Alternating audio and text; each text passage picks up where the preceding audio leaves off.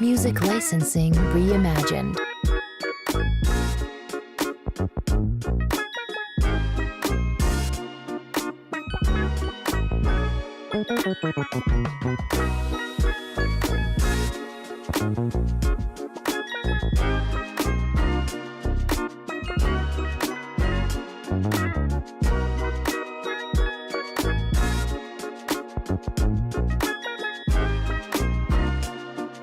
Artlist.io.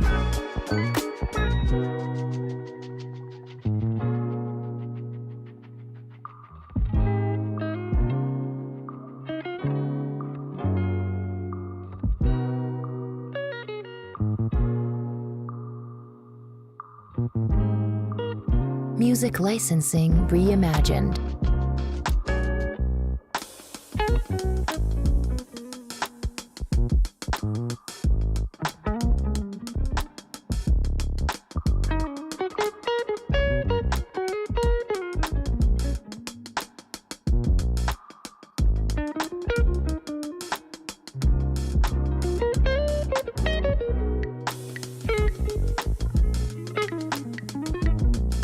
Artlist.io.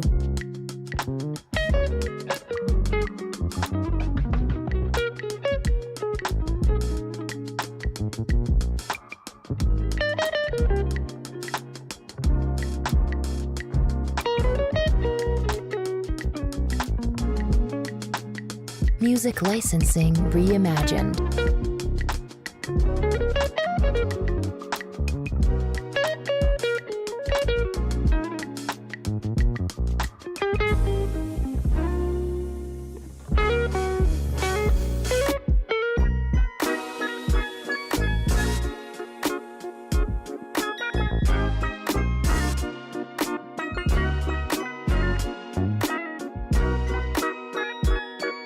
Artlist.io.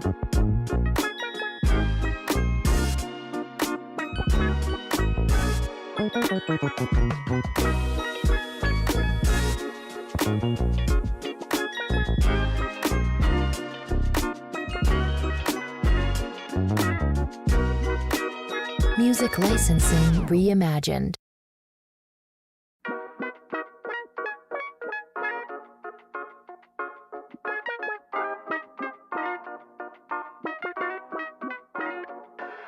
Artlist.io.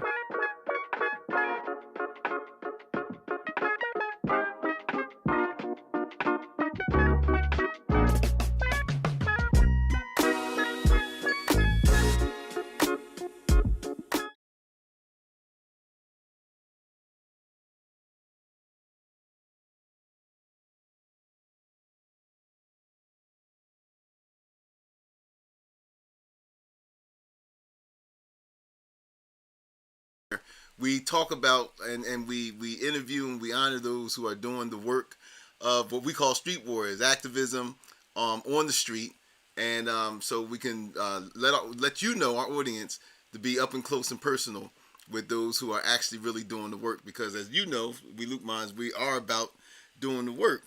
And so we thank you for joining us, and we before we get into the program, we like for you to click on our notifications, subscribe if you haven't subscribed, and also check us out on Facebook, Instagram, Twitter, and all the other social media platforms. So yes, absolutely. And if you are joining us either on Facebook, on Periscope, or on YouTube, look at the bottom of the screen and see all the ways that you can connect with us and share, like this video, and become a patron. We just implemented on our Patreon page swag, merchandise for our patrons. Hey. So you can get... and we didn't even get caught taking it either. We didn't. But we got some stuff for you. So you can receive some of this Luqman Nation merchandise by becoming a patron. Go to our Patreon page, bottom of the screen, as you can see. Check out Luqman Nation there, and check out how you can get some Luqman Nation merch. That's enough from me. Right. And you know what else I wanted to say too? We started on, and if you look over the patrons page, you will see some of our morning. I always wanted to do a morning show Like Yeah. like a morning show. And so what we've done is, and some of you patrons probably saw this already on the patron page. We do what we call impromptu recordings in the morning, stuff that we see on the news, and it's not scripted. In fact, none of this stuff that we do is scripted because we believe that we want to come from the heart. So so in the morning times, whatever we see, what interests our, what tickles our fancy while we're getting ready for breakfast or for work or whatever. Well, we kind of do it, and it's a little kind of lighter content. You know what I mean? Yeah. I really enjoyed what we did this morning. It was really nice. That was a lot of fun. A lot of fun. But anyway, so enough of that. So please go on the Patreon page. You'll see where we put a lot of those things up too. So anyway, let's get on to the program. Let's get to it. So I have here, I have here Ray. Well, before we get to introducing Ray, let's talk about. I was pulling up some statistics over here on homelessness, and wow, man, I mean, it was bad before the pandemic, and we know now that it's even worse now. From the city that I was born and raised in, Camden, New Jersey, and this was interesting, and Ray could elaborate more on this. But like 90% of the homelessness in Camden County, New Jersey, is in Camden City. I mean, that kind of took me aback. But anyway, let's get into this. Our guest today is Ray Wilkerson, who is the founder of Exodus Life Change. I had to correct that because in the advertisement I said Exodus House Ministries. It's not. It's Exodus Life Change. And Ray has been doing this work for a while, but let me turn it over to you, Ray. How you doing, Ray? And just give our audience a little bit of background on yourself, please. Well. How are you guys doing? I am so happy to be on this show. But listen, what they left out, these are my cousins too. That's right. That's right. We are actually family. Even though this is serious, I turn it up. I'm 62 years old. The picture behind me is Camden, New Jersey. Yes. Is where I grew up at. Now, I don't supposed to be looking like I'm looking. 26 years ago, I was strung out on drugs in that city behind me. I was sleeping in abandoned buildings. There was a Kentucky Fried on Mount Ephraim Avenue and Van Hook Street. I used to be the manager there. I wound up eating out of the trash can there. I wound up on the second floor fire escape in North Philadelphia with a 357 getting ready to blow my brains out. I was homeless for almost 3 years. I thought all that was like wasted years and all those things, but what I found out was God took me through all those things so I can do exactly what I do now.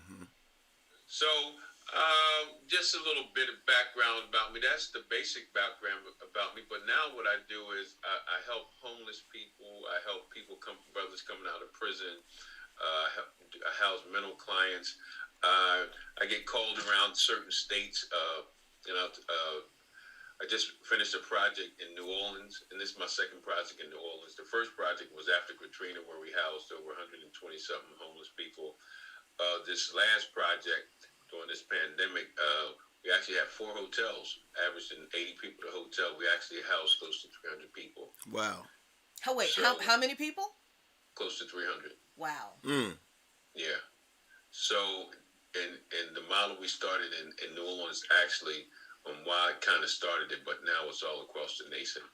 So I'm really just a person that God has given a mission. I'm under no illusion what my purpose is for. And if I can just speak spiritual for a second, because I have to always include that in what I do. In the Bible, it says Paul was sent to the Gentiles, and Peter was sent to the Jews. And I believe Ray Wilkerson was sent to black folks. You see, I don't get caught up in all this ethnicity stuff and, we're one and all. Yeah, we are one. And I'm not prejudiced. I believe it. I love everyone. But I believe I have a specific calling to black folks, especially to black men. Yes. My lifestyle, my pattern, what brought me out of what I came through the streets, in college. I also worked on these companies in New York, Bantam, Double, Dell, Ernst and Young. So I was in the penthouse to the park bench and remembering real quick, and we'll move forward. And then I'll just end this story. And this is I just want to. And I know, cuz you got some statistics. I'm gonna hit you up with some statistics real quick. But, right. Okay. The life-changing experience was I used to work for this company, Bantam, Double, Dell, Fortune 500 company. I used to get on the train at 225th and White Plains Road and go down with my suit and tie and this and that and all. And all of a sudden, I started using drugs again, and that was the first place I actually saw a pizza on the ground, and I picked it up and ate it. 26 years later, to this day, I am clean. I have not had a drug, alcohol, or anything. Matter of fact, I didn't even cuss. Oh, you got me on that one. Yeah. Oh. So I don't have a real big story, but what I do have, I have a love for people. I have a love for people who are homeless. I have a love for people who are in prison. That, guess what? That I'll tell my story. And people say, you don't look like you was on drugs. You don't look like you was in prison. We're not supposed to.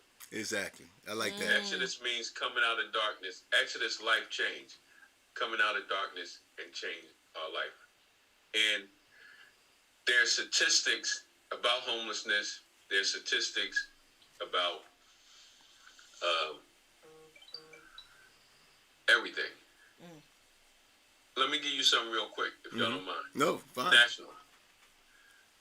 On any given night, 553,000 people on any given night are homeless in the United States. Wow. 553,000. 553,000 on any given night. 17 out of 10,000 people are homeless. 360,000 are either in a shelter or transitional place. 192,000 or 34% lives in abandoned buildings or something that you wouldn't even let your dog stay in. Right. 366,000 are single, which is 66%. 184,000, which is 33%, are families. These are homeless. 40,000 or 7.2% are vets. 40,000, or watch this, something that we had never heard of in the 60s or 70s, 40,799 are young adults or children that are homeless. Oh my God. Well, we On see the a lot of streets. that around here. A lot. Yeah.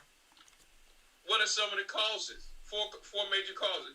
One main cause a woman is homeless is for domestic violence. 4 reasons why families become homeless: lack of affordable housing, unemployment, poverty, and low wages. But here's the thing: this is what people don't look like, don't deal with. The effects of homelessness causes depression, poor nutrition, poor dental health, substance abuse, and mental health. Now watch this. I was strung out on drugs for 20 years. I was homeless and everything. I didn't stop using or stop wanting to be homeless because I was getting high. I ain't had no problem with that. What was killing me was all the voices and the flashbacks, and I thought I was losing my mind. I couldn't take that. So when you talk about homelessness, there is another side to it. I share with pastors across the country. I share with organizations across the country that they don't understand. You can go book sense, you can do all those things, but one thing that I have that a lot of people don't have, or people who are like me have, I know how it feels. I know how it feels to walk out a building, to look left, to look right, to look behind you, and look in front of you, and it don't matter which way you go, you ain't got nowhere to go. Right. Well, let me ask you a question, Ray. I mean, and a lot of times we find this when we start talking about discussing homelessness. Jackie and I, we work with a few organizations in DC. We go down to certain places where homeless congregate, and we've been doing this for a while, as you know. But what do you say to folks who make this argument? We hear this argument all the time. Well, it's their fault. Nobody told them to get on drugs. Nobody told them if they only made, if they made the wrong choices in life, and so why should I, or when I mean why should I as a taxpayer, why should the government take care of these people when the fault is the problem is that they just made bad choices. So do you know this? Is what they don't realize. Do you know? I'll use New Orleans for example, because do you know we had like 300 people that we housed in 4 hotels, right? Mm-hmm. I just lost y'all. Nope, that's all right. Keep going. But look, here's the thing though. About 40% of them had SSI. Wow. Another 20% had jobs. Wow. But you're getting $700 to $1,000 SSI, right? In New Orleans, right? Where the average one bedroom is $995. Isn't that something? Excuse me. Right. $1,100 is the average one bedroom in New Orleans that's livable, and the average what they're giving you even for vouchers is only $908. Oh my God. So what happened, Ray, to the cost of living being so much lower in the South? Yeah, it probably is, but it ain't in this South. It's probably after Katrina, and after Katrina, and even with the gentrification, everything went up. Mm-hmm. The plan, right? The plan was to get all our people out of the cities. Right. So here's the thing. But what that created was a whole population of people who were working who could no longer afford rent. When they came back after Katrina, the same house that they were renting for $600 is now $1,000. Right, and wasn't there certain stories I remember hearing where you had certain apartment complexes, or as we say, projects, which wasn't even they weren't even damaged by the hurricane, yet they remained closed. While they had all these residents dispersed throughout the country, and we all know about the Katrina residents who came all over, the real ones, I mean, not the ones who were scamming, because we ran into a few of those too. But but here you had New Orleans, displaced New Orleans residents who were all over the place, who had places they came from, and I'm not really good with the major housing projects down there, but I remember watching on the news some of the more I would say well-known ones who it wasn't even water damage, and yet the city of New Orleans under I was going to say something else. under Ray Nagin and all of these neoliberals who thrive on, as what Naomi Klein calls disaster capitalism, that thrive on this stuff. They would not even open these housing projects up for these people to return. So like you said, it seems to be this move on the part of city and state government to just this was like a windfall for them. This disaster was a windfall for them because now they're able to remake the city the way that they've always wanted to make it. And that was everything in a nutshell. And they were just wanted to tear the projects down so they could rebuild them and put who they want in them. But I want to get back to the question when the people say it's their fault, it's through bad choices. I had a guy in my program. He used to be an assistant prosecutor.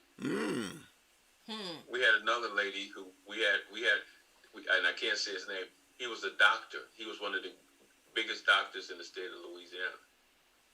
So when they start talking about it's people's choices, no one chooses when you think about it. When you think about even if you're working, right, you get a 3% cost of living raise, right? 3% cost of living. But the only problem is cost of living is going up 7.6%. So you're never catching up. You're always in the hole. Right. So it's not about, there's the ones who on drugs, who are on drugs like myself, and things like that. But then there's also, this is what people not realizing. Do you know almost 60% of the people who are homeless, right, especially in Camden County, are because somebody put them out. Oh, wow. Wow. That's interesting. Don't know about, and see the numbers, even the numbers that I gave you and the numbers that you might have, it still don't represent the ones who are sleeping on the couches, the ones who's going from house to house, the ones who's not one. See, people be saying, you're one paycheck away, you're one paycheck away. Well, I'm one phrase away because I heard this phrase, get out. Right, right. Homeless. That's right. If your name ain't on the lease, if your name ain't on the water bill, electric bill, if your name ain't on something, when they say get out, you could be working. Full-time job.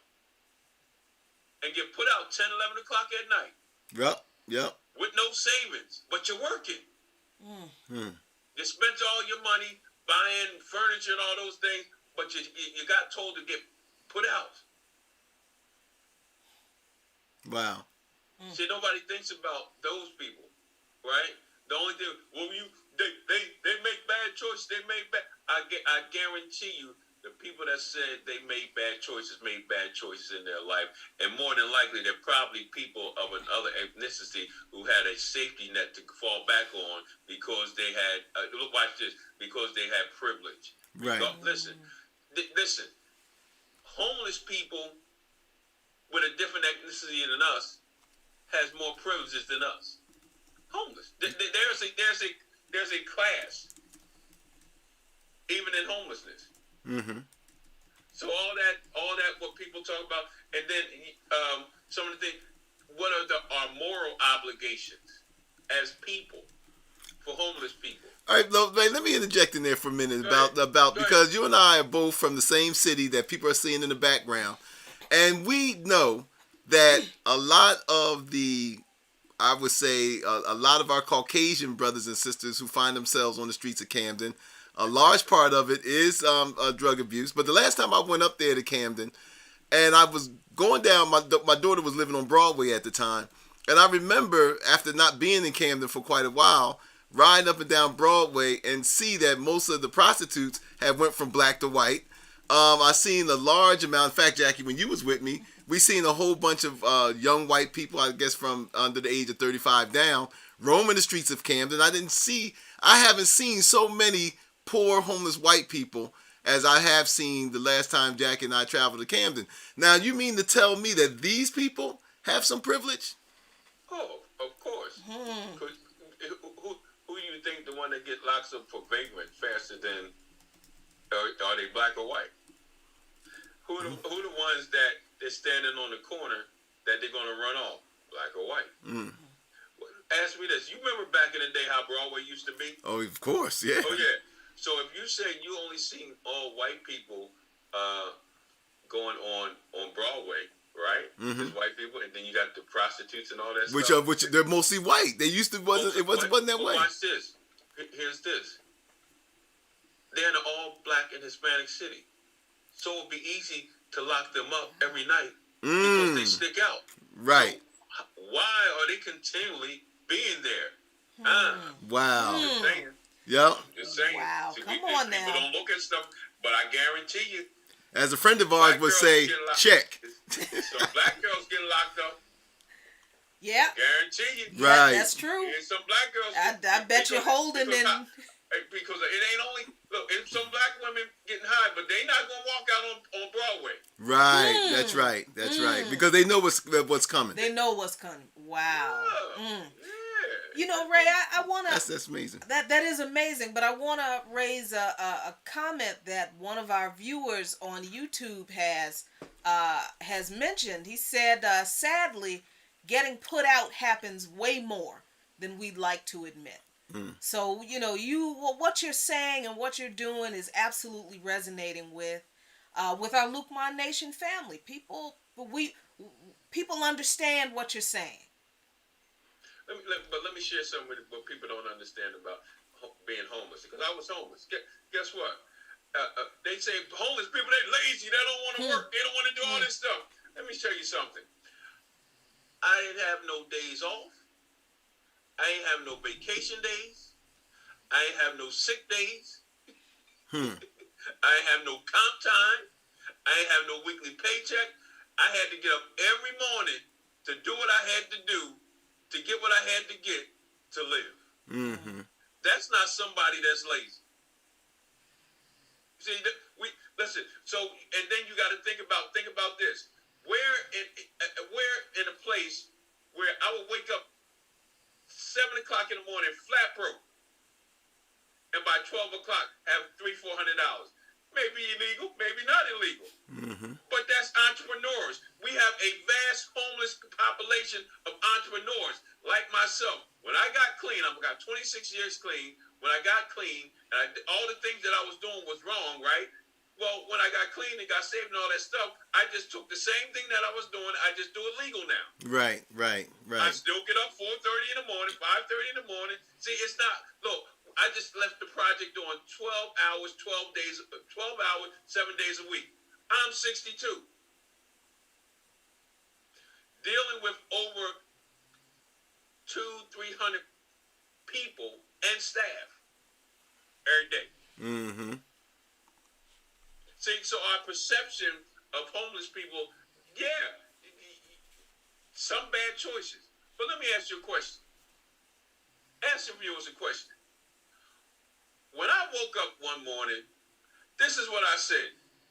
I said, Mom, I was 8 years old. I said, Mom, guess what I'm going to do when I grow up? I'm going to go and start smoking crack, snorting dope. I'm going to be a womanizer. Right. I'm going to use guns. I'm going to rob drug deals. I'm going to go to prison, and I'm going to be homeless for 3 years. I can't wait till that happens, Mom. That's what I want to be. Mm-hmm. Uh-huh. So you're saying nobody chooses that, huh? Circumstances, situations. You know, Ray, I'm glad you said that, because I used to tell people all the time, when, people talk about when the crack epidemic hit our areas and stuff, and, we were on this, a lot of our people was on this moral judgment, of the addicts, the crack addicts and everything. And, and we look, I used to say all the time, like, nobody picks up their first drink and think that they're going to be an alcoholic. I went to college. I remember going to the rush parties and all this stuff. Had no experience with alcoholism or anything. And here you are, 18, 19 years old, and you take your first drink. You don't know, you have no idea how your body, how your system is going to respond to that. I mean, we remembered when crack came along in our communities in the 80s and 90s when it first started off, there was so many people who viewed crack cocaine as something like weed, like, it's, you smoke a joint, it's something to unwind, but nobody knew that crack was a whole nother different type of animal. So, so nobody, like you said, and I'm glad you brought that example out, because you don't know when you get involved in certain things, what kind of ramifications those things would basically lead you around. Another thing is that it appears to me, and we've done shows like this before in the past, that appears to me that all of this personal responsibility and stuff comes from when we talk about poverty and when we put a black and brown face on poverty. Every time we put a black and brown face on poverty, then all of a sudden now it's not about compassion. It's not about our social responsibility. It's all of a sudden it's individual choices. We haven't said that when it came to the opioid crisis that we're in the midst of now, that we have been in the midst for a few years. I mean, the government responded to the opioid crisis because there was a lot of white people getting hooked on these opioid drugs and heroin and stuff. They responded to that crisis a whole lot different than they responded to the crack epidemic. And I mean, and I'm not saying anything like, that's surprising. We all know this. We all know how they treated our community during the crack epidemic as opposed to how they're responding to it now. Now, you'll have some people say, oh, well, we learned from the crack epidemic and we know not to treat addicts like that now. Well, I think maybe part of that might be true. But again, you still see, and especially in Camden, New Jersey, you still see the heavily militarized policing in Camden, New Jersey, even though they supposedly had learned from the crack epidemic, and that's not the way that you deal with drug and substance abuse issues. Well, let me tell you a true story. I got sentenced for 3 5-year 5 flats in New Jersey. I was manager at Kentucky Fried. I started getting high, and of course, I took some plastic bags. Because that's just what you do, you know. You took some chicken. Yeah, that's just what you do. It was on the weekends. So Right. I was supposed to and about 5 of them. So, yeah. So I go to court. Judge says this. I know the only reason I didn't have a record or anything. He said, the only reason I know you did this because you were on drugs. And he still gave me time instead of putting me in a rehab. Wow. Now, Ray, let me ask you a question. What year was that? That was 1980. I think it was 85 or 86, like that. Okay, now that was like the beginning of the crack epidemic. And, and I've known other people who I grew up with who had similar issues. This was like in the late 80s, early 90s. And then this was after the crime bill. So then you had all these mandatory minimums and stuff coming in. And so, again, the judges who, even if they wanted to send you to rehab, was like, our hands are tied. Now we got the guy who's president now, who was the architect of those things. But again, I remember during the 90s, especially the late 80s and early 90s, when the government started closing down in Camden and other urban areas, all of the detoxes. You couldn't even find a detox. You couldn't even find a rehab, not where you lived at, unless it was like the 2 government-funded rehabs that had a waiting list for 3 years. What addict and alcoholic that's going to wait for 3 years to get into treatment? So I mean, it was this total undermining of and Jackie tells the story of when she was part of a community organization that was trying to combat white people coming into their neighborhood to get drugs, only for the police to tell them, we can't do nothing about it. Yeah, we sat on that corner, right? And every night in the little with the little orange hat patrol neighborhood watch that Marion Barry funded, with our little orange hats and vests, and with all these people coming into we lived on the back street of the cut, off the cut. You didn't know what was back there unless you lived back there, or unless you were coming to buy, score a little something. And we're sitting there taking down everybody's license plate numbers, and we're noticing that all the license plates are from Maryland and Virginia. We take them to our monthly community meeting with the police department. We met with the cops every month. We talked to the lieutenant and the sergeant for 7th District every month. And we were so proud of our little notebook full of license plate numbers. And we take them to look, these are all the people coming in our community. We would like for you to stop them coming into our community buying drugs. And the lieutenant looked at the notebook and said, what y'all want me to do with this? And we're like, we have identified the people who are buying drugs in our neighborhood. They're committing crimes. We've identified the criminals. Well, we can't arrest them. But hold on. You can arrest the 2 or 3 kids in our neighborhood that are slinging, but you can't arrest the 500 folks a week who are coming to the neighborhood to buy, who are mostly white. Really? It's funny too, Ray. And just to end on this note with this subject, is that Jackie and I was watching I think it was Vice, and they were talking about they were up in Silver Spring, Maryland, which isn't far from D.C. And one of the police, who was a brother, who didn't understand why this heavy-handed method in D.C. So they traced the drugs in D.C. going to Silver Spring.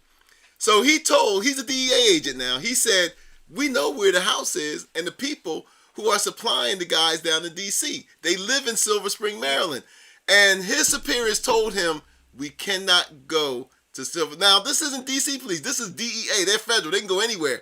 They were told that they cannot go into this all-white neighborhood and get these people who are supplying D.C. that the political powers would not like that. He said the only thing we can do is go and just bang on them people down in D.C. And the DEA agent, he said that publicly, like they were told they could not mess with those people in Silver Spring, that we have to go and concentrate our efforts down to D.C. So here it is again, when we constantly hear about wrong choices, because that's my point. All of this stuff about they just made bad choices and stuff, well, guess what?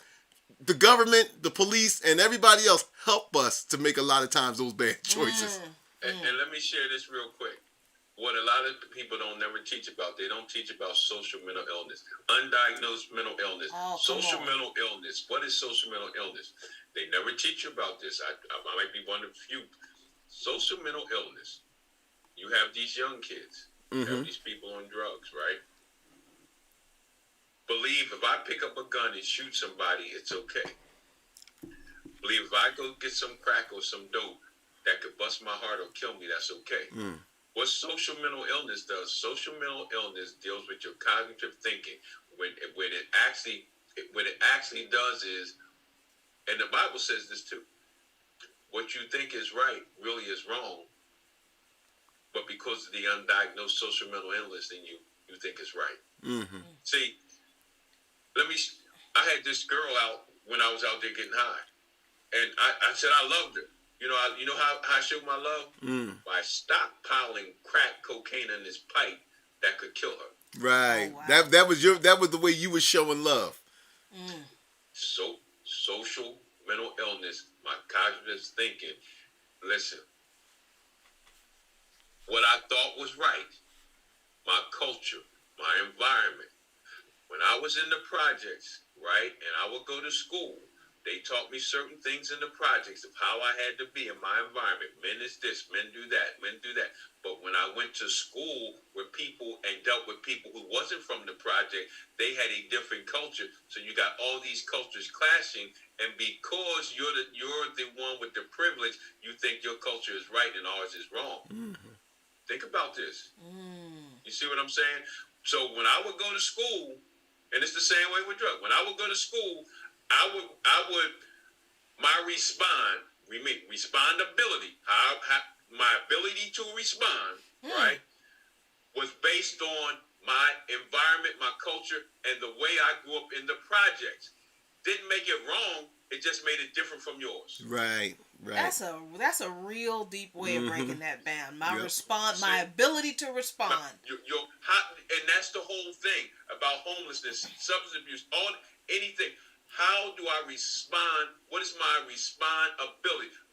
What am I capable to respond to? So when you think about people, responsibility to help homeless people, how do they respond? What is their respondability to homeless people? They don't have the ability to respond to homeless people unless they can identify with homeless people and the culture that caused that homeless person to become homeless. If you have a rich white person, right, that lost all their money, how would you respond to them being homeless? Did they make a bad choice? Right. Their stock market's lost, or they made bad business choices? Well, I mean, or they just made bad business choices. Well, what about the people at Enron that we heard some years ago? Right, what about them? Right. So for me, it's more when you think. I understand this now. Everybody's not going to want to help homeless people. Everybody's not going to want to help people coming off of drugs, coming out of prison. I don't care what color they are. So what I have come to the understanding is there is only a remnant to help this population. And because I understand I'm part of that remnant, I don't have time to deal with the people who I know have no responsibility, who cares less about the population that we have. Right. Because a lot of times we're trying, and I tell this to visionaries all the time, if I have a vision to help stop homelessness, guess what? As a visionary, you will never see what I see. But watch this. But if you do what I asked you to do, the first thing that come out your mouth you'll say this. Oh, I see what you're talking about now. Right. That's right. So I don't try to get people on board to see something I know they can't see. They can't see what they can't see or feel what it's like to take your 8-year-old daughter to a movie, telling you go into the bathroom and go and get high, and she's standing in front of the bathroom door saying my dad's in there. Wow. You see, so the trauma that the young girl had and the trauma that the dad had are, look, are intertwined. She had trauma because her dad left her. Her dad has trauma because he left her. Mm-hmm. Mm-hmm. And how do you deal with that? How does that young girl deal with that? How does that man deal with that? Well, the man, if he's still getting high, he's going to go to another level. Let me share this real quick. When I stole everything from my mom, I went and stole everything from my mom in New York. I crossed a line. So watch this. When I crossed that line, and once I did that to my mom, I could care less about anybody else. So watch this. When I woke up every day, I purposed to do. Listen, if you knew I had a reputation, you knew if you handed me your money, I was going to beat you. Mm-hmm. I went across this line, and it's people that go when we go across this line. Nothing matters. But it's not a game. You know, people say you got to learn how to play the game. No, it was real life to me. It was my life was to get up and do what I had to do. I was homeless. I was busted. I was disgusted. But listen, the devil didn't have to deal with me because whatever I thought of or whatever you thought of, I did. Right. Because I needed to survive. Because the voices was killing me. See, this is what nobody's not understanding being homeless. It's that voices. It's the traumatic voices that's going, the stuff that you had to do. Men messing with other men, knowing you're not homeless. Mm-hmm. Men doing certain crazy stuff. Men putting knives to women's necks. These things that you just don't think you're capable of doing what normal people can do. You can't come outside in the morning watching people going to work, living a normal life because you're just going crazy. And it's not that you didn't want to be responsible. I didn't want to be responsible. I just didn't know what to do because the voices wasn't going away. Wow. You know, Ray, I remember, man, a really good guy I went to high school with, man, who was during the time when my kids were born, and he was, you know, getting into the crack epidemic. He was out there, man, and didn't have a place to live. And I mean, look, I started my family young, so I probably was like only 20 years old. He was my age, and he was out living on the streets and strung out on crack. And I remember he said to me one time, he came by the house and my mother gave him something to eat. And he said to me one time, he said, man, he said, he lived right in this old house right around the corner from where we was living at. He said that as soon as he get in, and it just goes back to what you were saying about the voices in the head. He said, Mike, he said, the first thing I do, he said, I hate the daylight. And I couldn't understand that. And I said, what do you mean you hate he said, I hate the daylight. I hate the sun. He said, when I go in where I'm staying at, he said, the first thing I do is I pull all of the shades down because I hate the light. I never understood, Ray, what that was, man. I mean, I understood it years later, you know, but what I'm saying is that when you talk about those, I mean, if you haven't been through that, how can you explain to somebody who hasn't had that experience that somebody would tell them, I hate the light, that the sunlight bothered them so much they hated it and they wanted to block it out? The sunlight would mean to me, it's another day that I'm worthless. Oh, wow. Wow. You know what I'm saying? Wow. Darkness was good because you couldn't see me. Right. You know what I'm saying? But daylight denotes that I wasn't human. I was on an animal level. I mean, so I think one of the solutions that I understand for homelessness and for now watch this, and I'll just say with homelessness and guys and substance abuse, and I love the church, and I love people, social work, but they don't have a clue. And you running us back to the streets more than you helping us. Ooh, say that. Professionals. Say that. One of the things that happened with substance abuse is when back in the day, in the 70s and 80s, people would get clean and they would become drug counselors and they were real effective. But what happened was all those people was coming out with degrees, didn't know jack. So to become a counselor in the 80s, they said you had to be licensed and go through all this stuff, which cut off the experienced people who knew exactly what the steps took to stay clean, what the steps it took to get out of homelessness. I dealt with that not too long ago, even down in New Orleans. You know, you got all these people that think they know, and we don't have a clue. You know, if you really want to help somebody, sometimes you just need to shut up and let the experts deal with it. Right.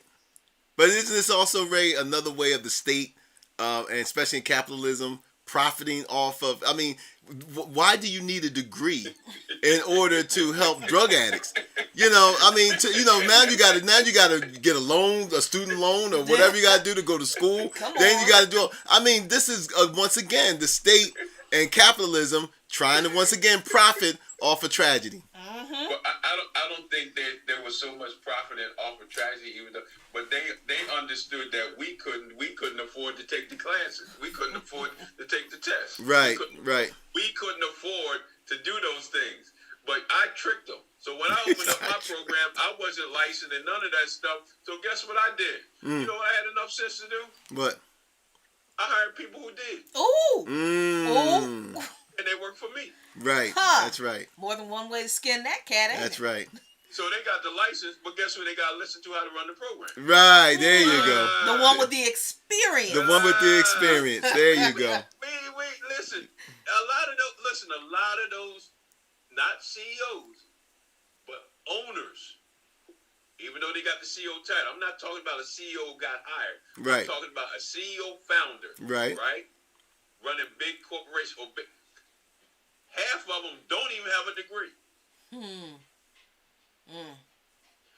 But we have enough sense to hire the people that do have the degree and have enough sense to know to get the ones that you want to say yes men. I need yes men. Yeah, there you go. You know. So when you look, you know, I want to tell all your listeners, if you don't have a passion to help people, it's okay. It's okay. It might not be for you to help people off of drugs and to help people who are homeless. It's okay.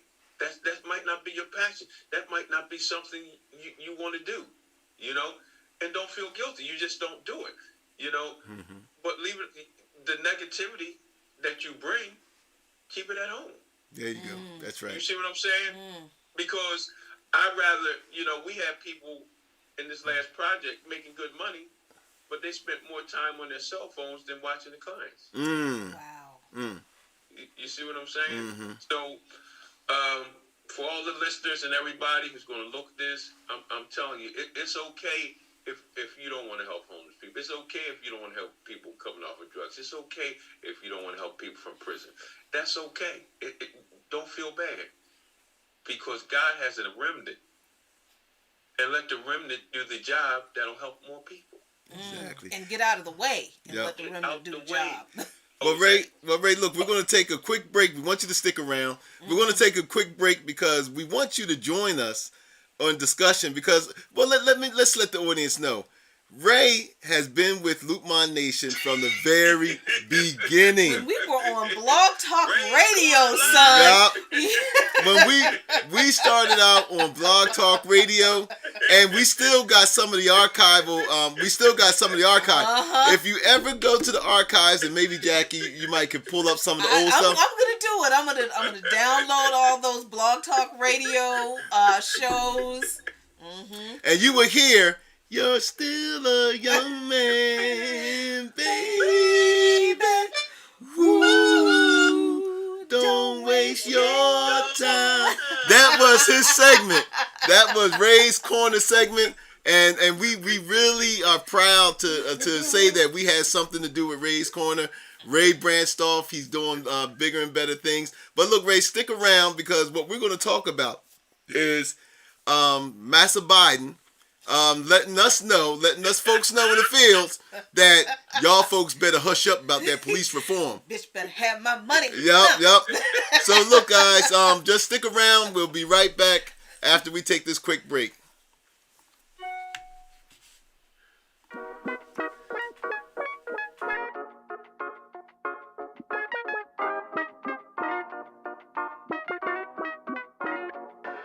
Artlist.io.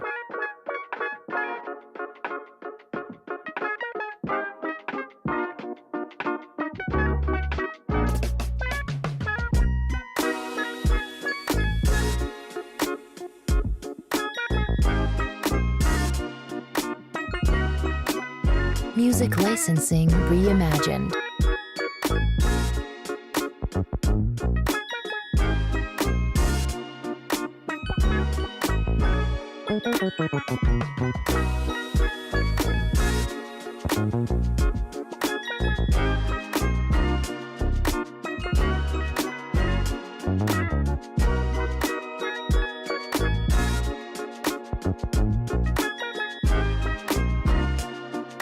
Artlist.io.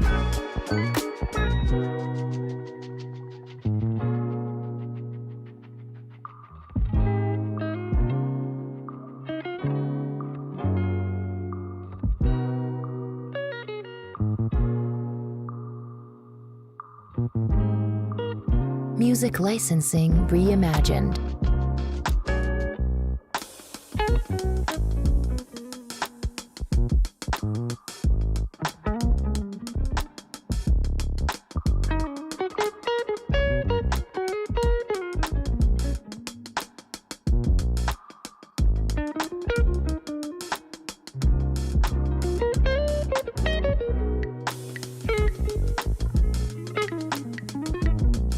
Artlist.io.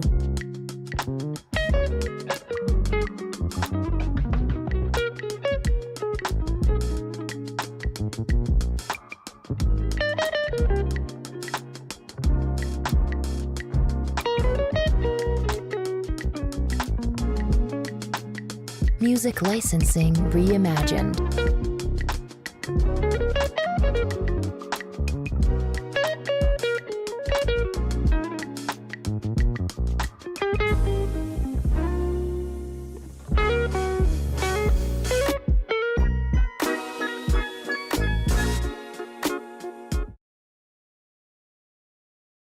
Okay, we go back. All right, y'all. Thank you for hanging in there with us. This is Jackie Luqman. And I am Abdul Shahid Luqman, aka Baba Luqman. And we are still joined by our... Oh, wait a minute. There you go. There we go. There we go. You know how we get excited and we forget to push buttons and Yep. and I forget to push buttons and turn things back on. But anyway, thanks y'all for joining us. This is Jackie Luqman. And I'm Baba Luqman. And we are still joined by Ray Wilkerson, founder of Exodus Life Change. and our cousin, our fam, our beloved.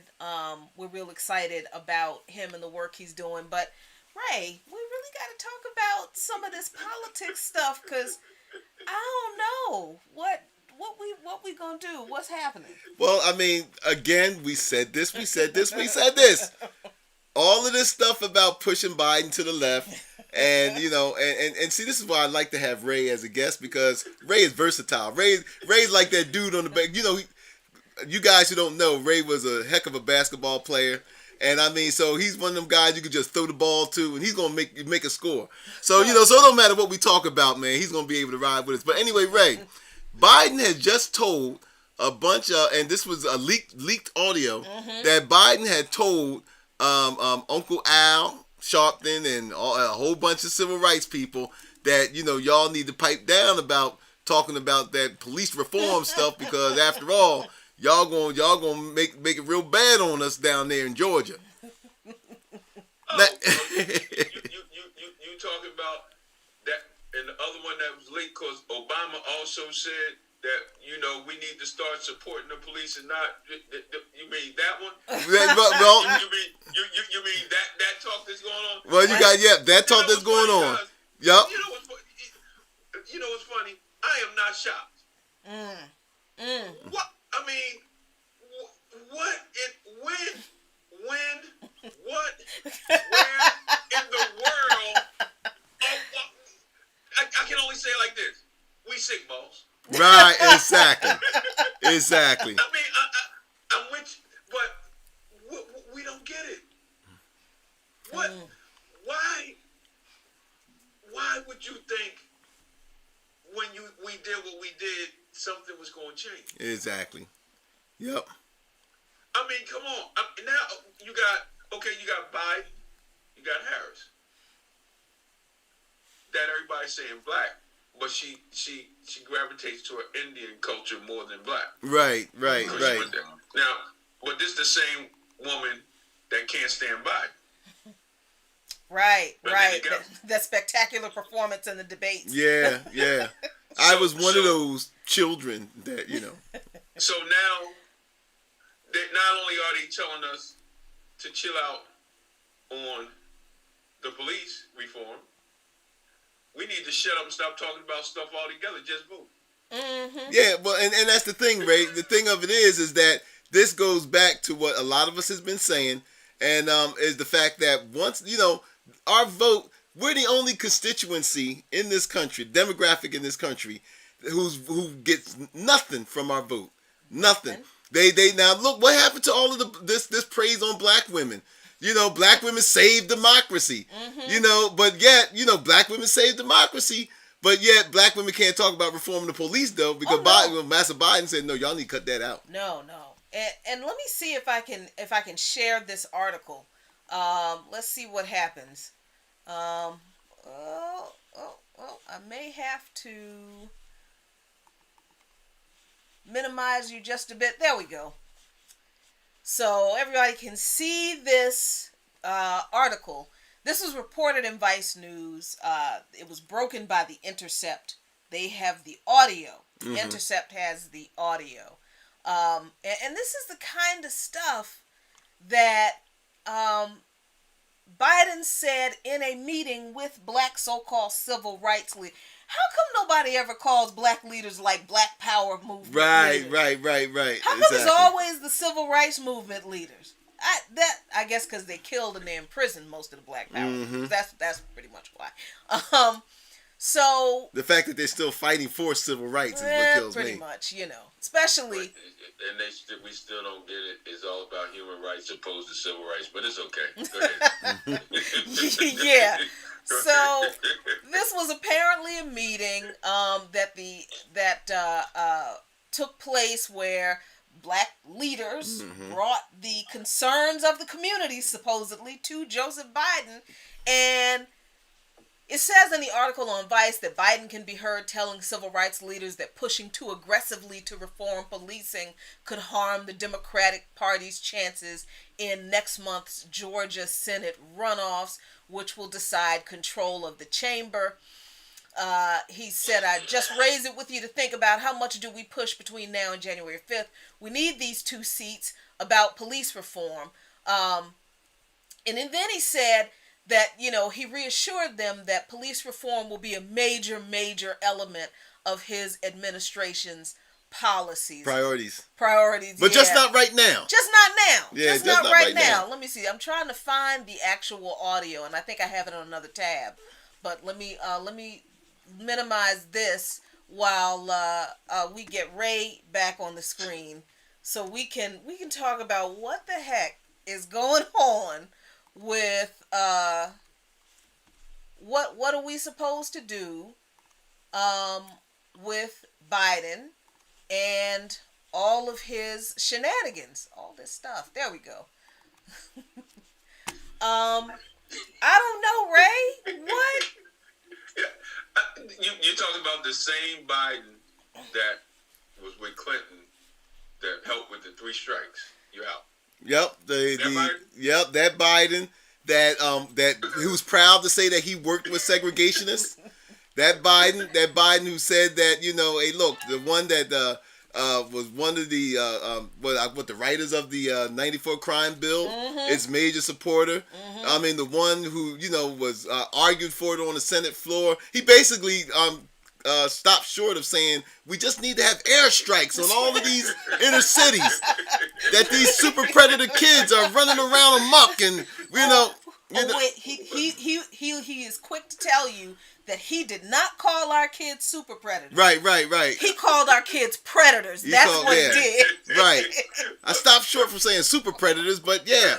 But I mean, but then again, after they they gain politically from always throwing us under the bus, and they still throw us under the bus politically. Then they come with like Hillary Clinton did and all. Oh well, I misspoke, or I apologize, or that wasn't the right thing to do. But yet again, Ray, what we're seeing is what Dr. Martin Luther King Jr., all of them said about these white liberals, man. I mean, these white, I would say, these white liberal politicians. it's the same thing. They, it's always not right now, not right now, not right now. I mean, we've been here since 1619, and we're still being told by the white liberal politician establishment, not right now, It's the not wrong right time. now. Like, Because they are trying to attract this elusive Reagan Democrat who would just join our team if black people would just shut up. well, now they're trying to chase the Trump Democrat. Well, yeah, because the Trump Democrat who is on the fence, and he was like, I would join Biden, but if black people would just be quiet and just play their lane, then you got my vote. And time and time again, all of the political statisticians and those people don't exist. This country is so polarized, Ray, as you know. There is no such thing as getting these people. Who's going to be in D.C. this Saturday? They already here. Right, they're already here. They're coming to D.C. This is their second time in D.C. They've already vandalized Black Lives Matter Plaza the last time they were here. Assaulted people. And now, again, and we'll go over this story real quick, where now there's a breaking news that we got today, that a vehicle ran into Black Lives protesters. Yeah. But let me get in trouble real quick. I'm just gonna get in trouble. As with Lewis would say, good trouble. Good trouble. So here's the first thing wrong with that article. It said civic leaders. That's the first problem. They're not our leaders. That's true. They're not. That's right. Okay, so now let's. Okay, I'm getting ready to get in trouble. Go ahead. Come on. You have immunity in Luqman name. Right. Great for me. At what point do we stand up and tell them you talking to the wrong people? At what point do we tell? At what point do we tell the people that's supposed to be our leaders that you ain't our leaders? You need to sit down. Yeah, you're right. Y'all do need to shut up like they telling you. Right. Exactly.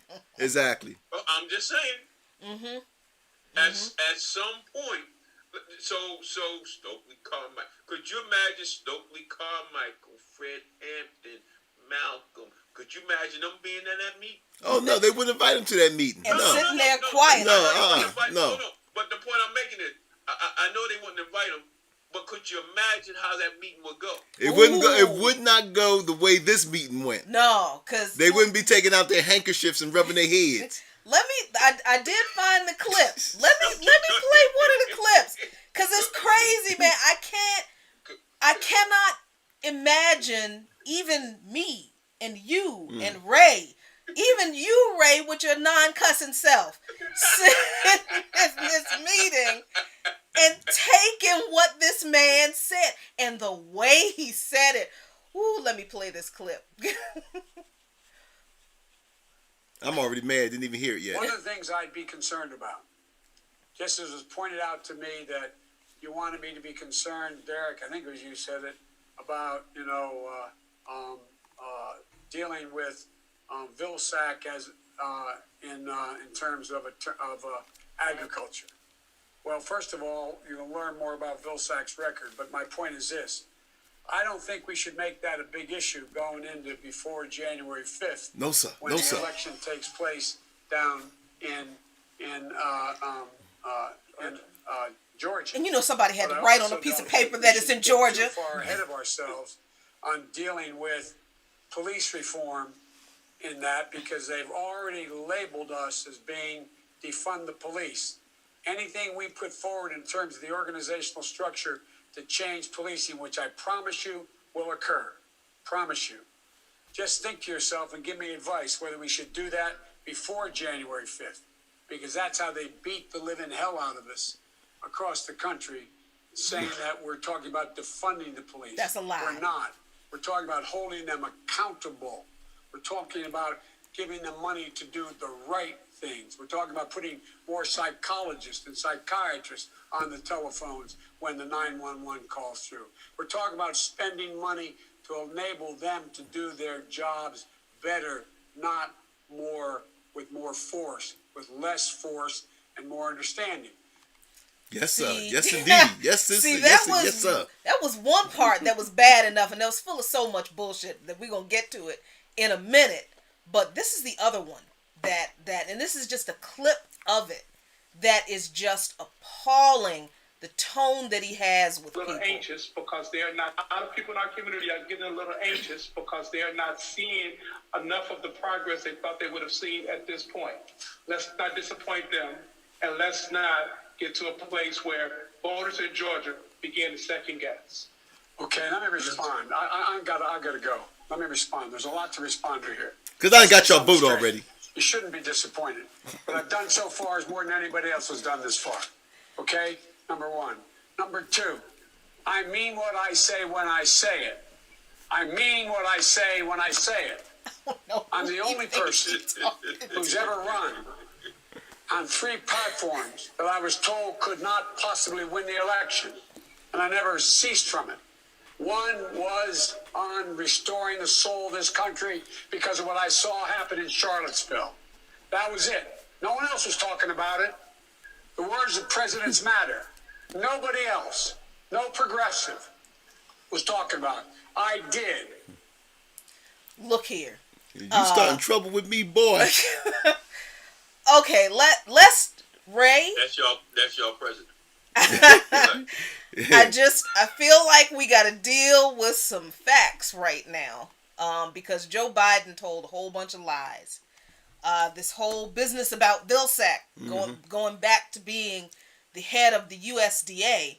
The reason people don't like him as Biden's pick is because Vilsack was the one that black farmers didn't like when he was head of the USDA under Obama.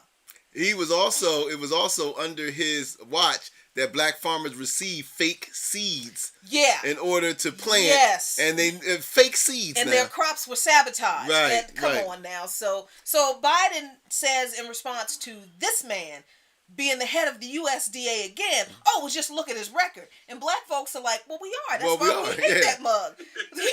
And I believe I can't remember who the woman's name was, but he forced someone to resign. Oh, I Right. remember. I remember who you're talking about. I can't remember her name right now.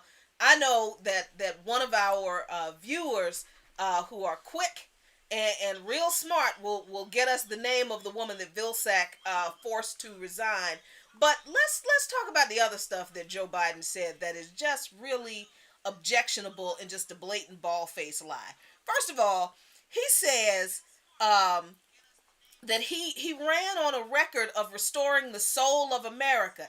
That ain't a platform. Right. That's not a platform. That's not a policy. And if it were, can we be real? Can we be real? Yeah, let's be real. America has no soul.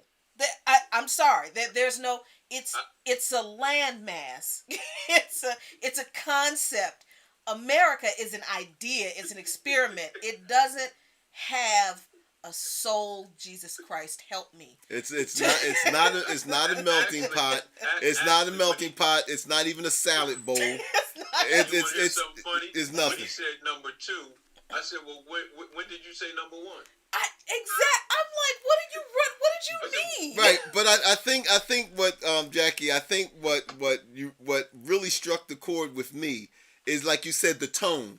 Yes. It's this tone that we as black people, especially dealing with the so-called white liberal, it's this same tone. We heard it from Bernie Sanders. Let's be honest. When we brought up reparations, we heard that same tone from Bernie Sanders. Is like, damn it, the hell, you Negroes again?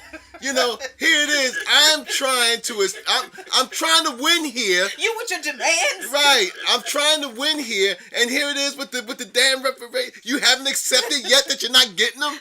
You know, why you keep being on this point? Your black president told you that. Why are you making it hard for me?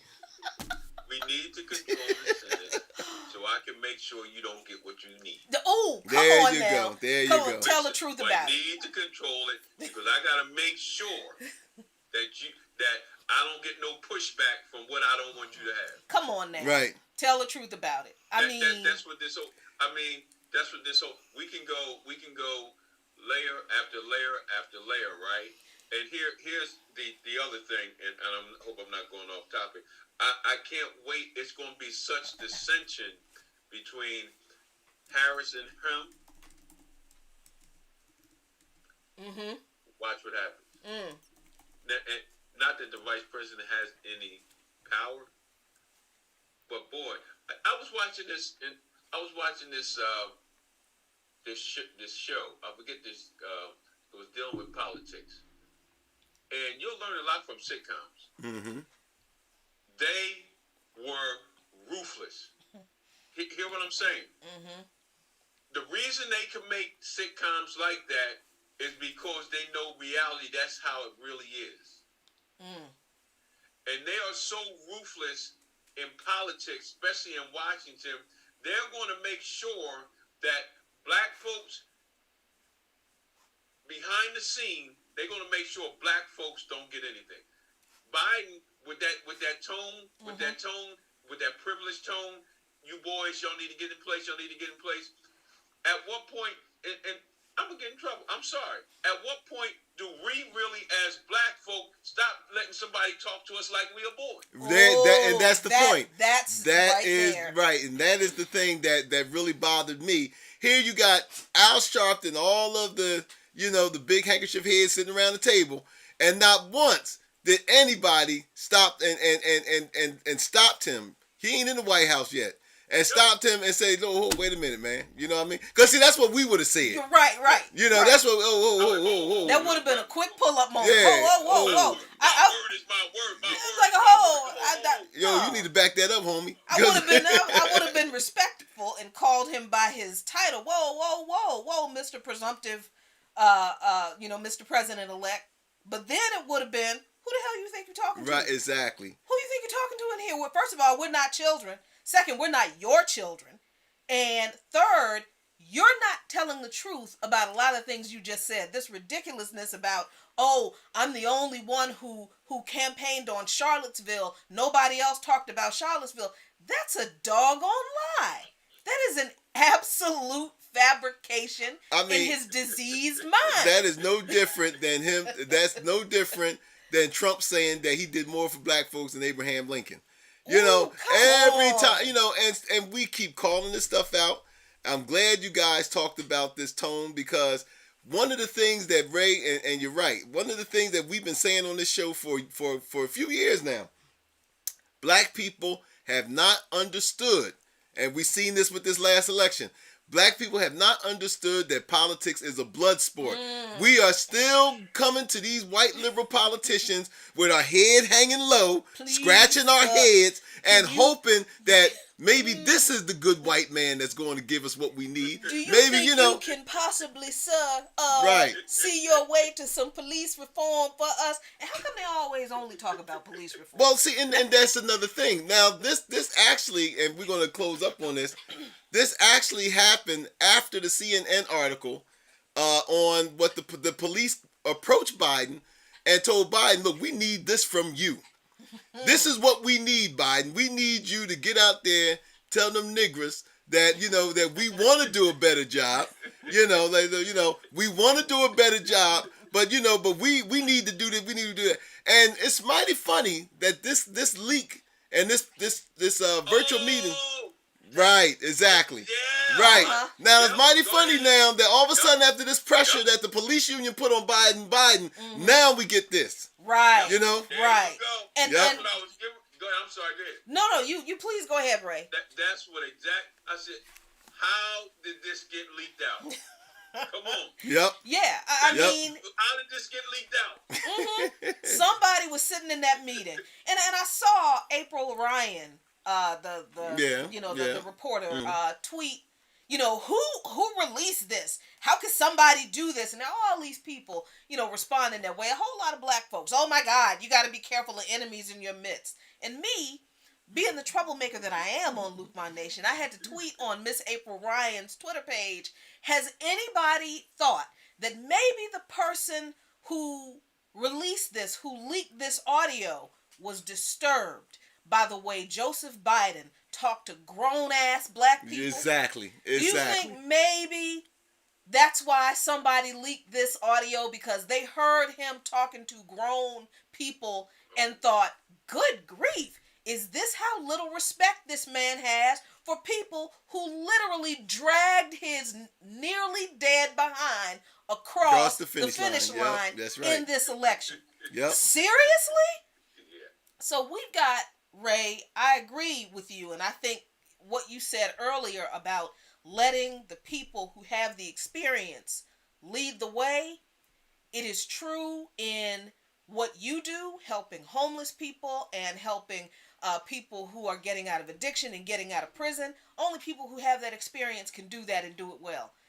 But and it's the same way in politics. I'm gonna give you your props.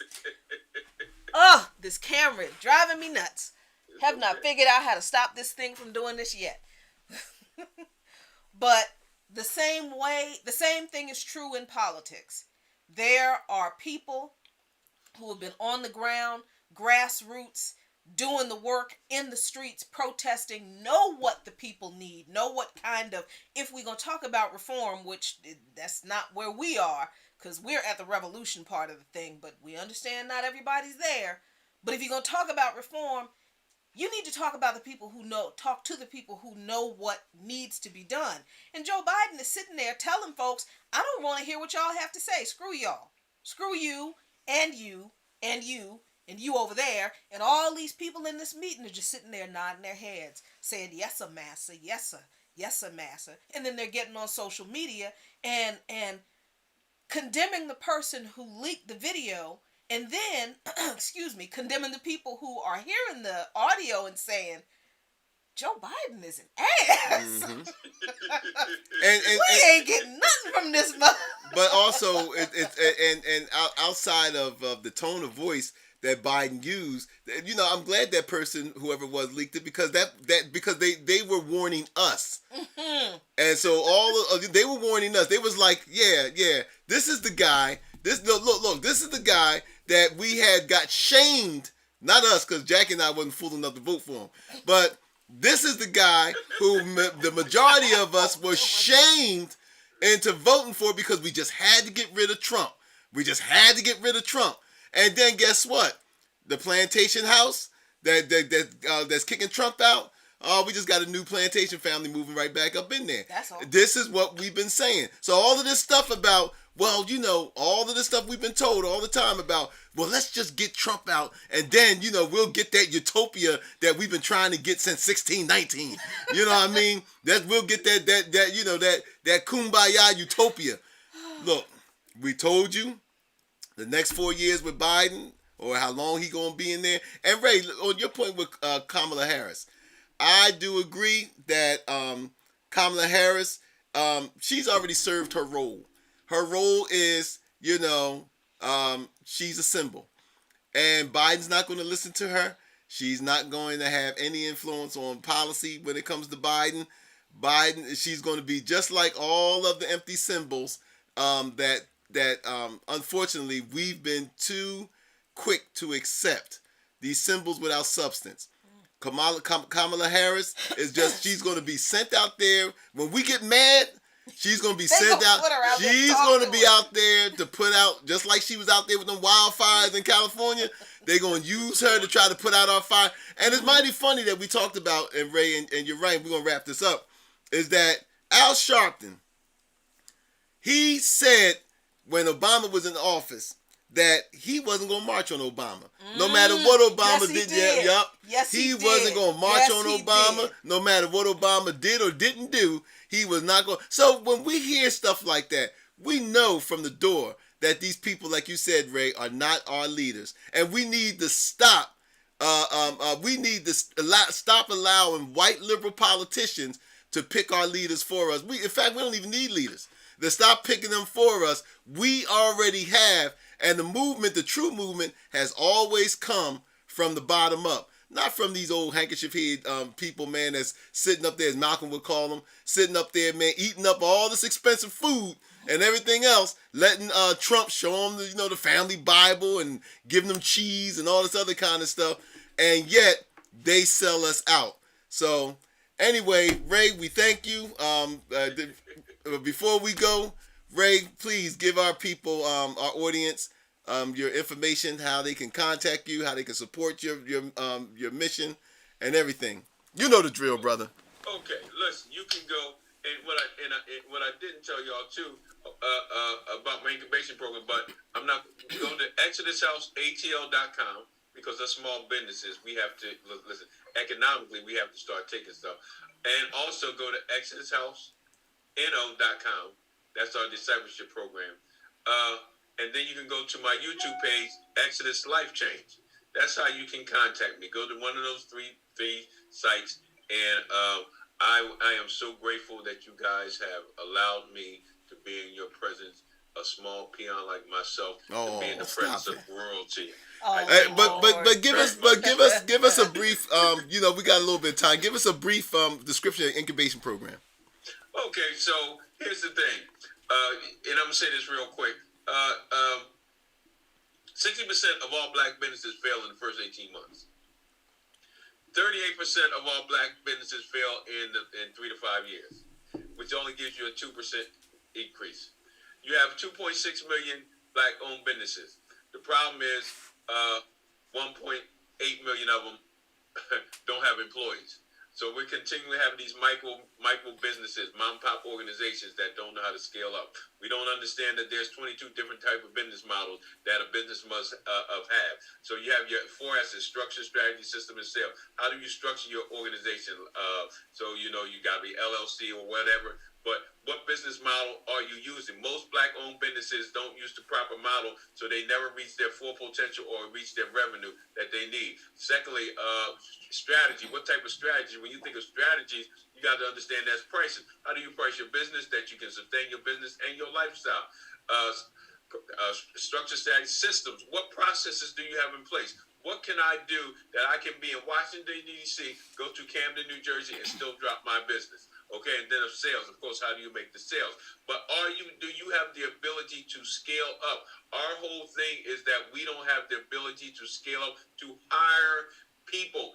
Listen, when you talk about economical power, the only way you're going to have economical power to change your neighborhood back into your community, back into a black community, because we don't have hardly no black community, is by economical power, creating businesses within your community that gives you economical power. So our incubation program actually teaches you the structure, strategy, system, and sales of your businesses and put you with resources all around the country that you can sustain yourself and be all you can be and make the profit, but make a change for your community.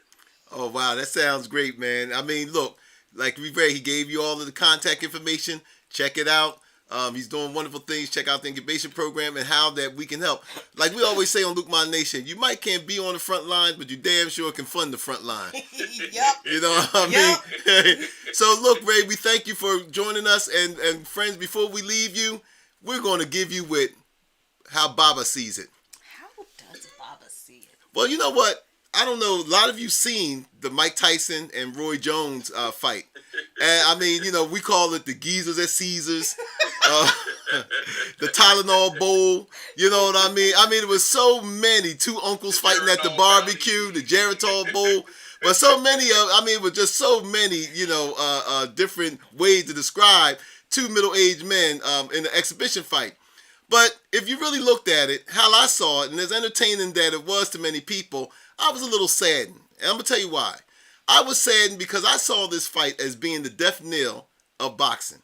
See, when I grew up with boxing and in my youth, I remember the Thriller in Manila, the Rumble in the Jungle. I remember the classic bouts between Muhammad Ali, Joe Frazier, George Foreman. I remember when Ali got his jaw broke by Ken Norton. I remember when Ernie Shavers damn near beat Ali to a pulp, but he came back.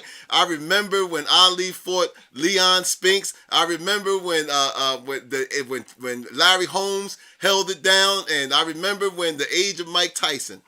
And I look forward to boxing, and even if it was just not the heavyweight, I remember Sugar Ray and Roberto Duran, Sugar Ray and Thomas Hearns. I remember all of these great fights that boxing had to give us. But now here we are.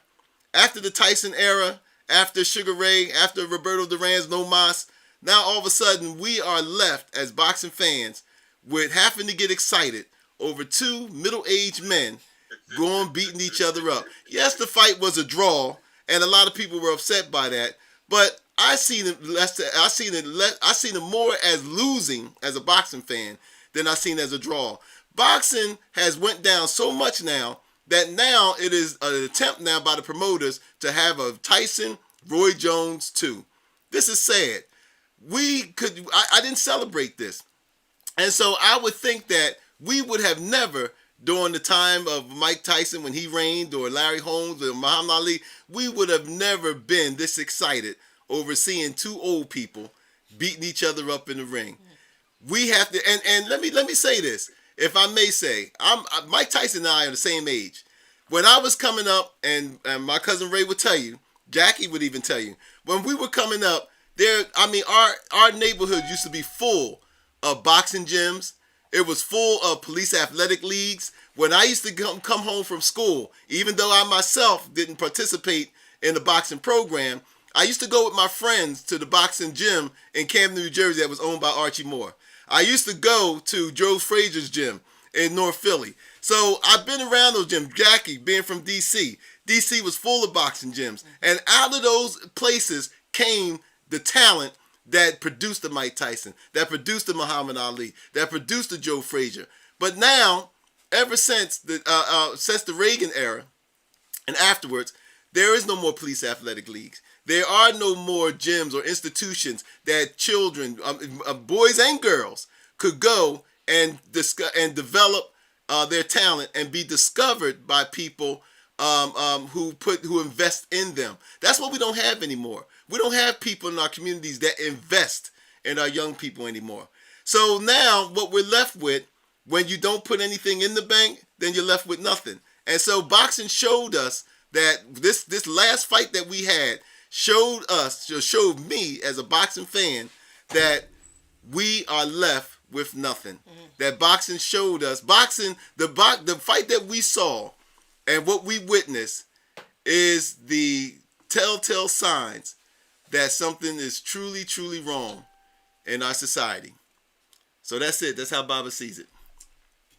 Well, Can I Baba say sees it something? really well. Hey, I almost thought I was on ESPN. That was great, cuz. Well, we thank you. If you those of you who stop it. So those of you who like what you saw, please become a patron, and we will have Ray. I almost forgot. There you go. What? Almost forgot. Tell it. Huh? You will see more of Ray Wilkerson and myself. Next year, we are developing a new podcast that will deal specifically with black men and having safe spaces for black men to talk, come together, and heal themselves. So we will have that show probably, we will probably start that podcast somewhere in February of next year. But you will see more of Ray Wilkerson and Baba Luqman. And this will be produced by my lovely wife, Jacqueline Luqman. She will produce the podcast. So we thank you. And we thank you. And this is something that we're very excited about because, as my cousin always say, we need to start healing. And we, as black men, we both have our stories. And so we believe that, like he believed. Look at this dude change Yeah, the thing. like he believed that, like he knows that he was sent by God to deal with our issues. I believe that I am also, that God sent me also to work with him. And so we're going to do this thing. So stick around. We got some good stuff coming. Yep. So thank you all so much. There's excitement in the chat on Let's hear YouTube some of the excitement about the podcast already. Okay. Phil Winter said yes. Easy D said fantastic. I'll certainly look forward to that. Easy said about the fight is a bit like watching both your uncles fight. Exactly. After they had a few beers. After they had a few beers. Yeah, at the family reunion. Yep. And let's see. Neil Sanger reminded us that it was Shirley Sherrod that Vilsack got fired. That's right. Shirley Sherrod. Yep. Yep. That is absolutely right. So thank you all so much for watching. As always, look at the you can follow us on Facebook, like us on Facebook, Like and follow us on Facebook, subscribe to us on YouTube, like and share our videos, and consider becoming a Patreon. And if you become a patron, you can get some merchandise from Luqman Nation at certain patron levels, but you can always get exclusive patron-only content that we do not share with anybody else but you. You folks who have supported us, we appreciate you. Big, we appreciate you. We thank you so much. And as always, be very good to each other. And I say to you, peace, if you are willing to fight for it. Peace out. Doggone it. There we go. There are all of our patrons.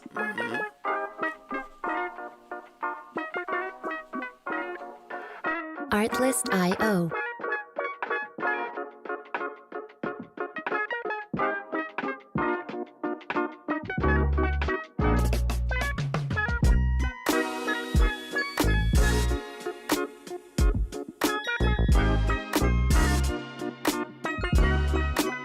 Music licensing reimagined.